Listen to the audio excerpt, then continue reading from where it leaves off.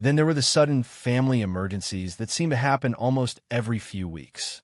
Angel would receive a phone call from the province, and her face would turn serious. Her mother needed more expensive medicine. One of her brothers had gotten into an accident at school. The roof was leaking badly again and needed urgent repairs before the next typhoon.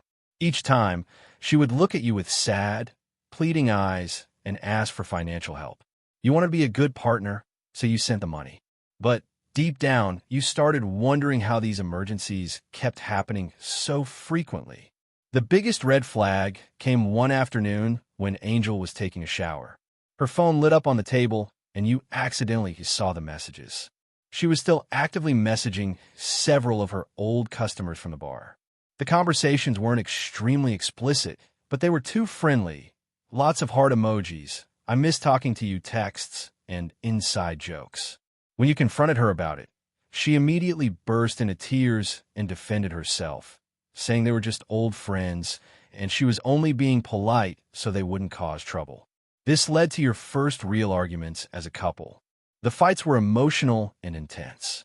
Angel would cry heavily, raise her voice, and say things like, "You don't trust me at all," or "After everything I gave up for you, this is how you repay me?" She was very good at guilt-tripping you, reminding you of her difficult past and how she left the bar life for you. Every single time, after the argument reached its peak, she would apologize sweetly. She would hug you tightly, kiss you, cry on your shoulder, and promise that she only loved you and that it would never happen again. For the next few days, she would be extra affectionate, cooking your favorite meals, giving you long massages, and being very loving and attentive. Because you loved her deeply, you always forgave her. You told yourself that every relationship has problems. She had a tough background.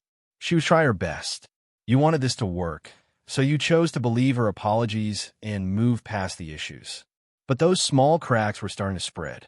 The constant jealousy, the frequent money requests, and catching her still talking to old customers planted seeds of doubt in your mind.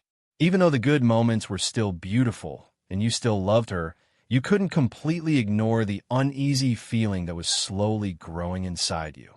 You tried your best to focus on the positive and enjoy the relationship. But the cracks were there, and they were becoming harder to ignore with every passing week.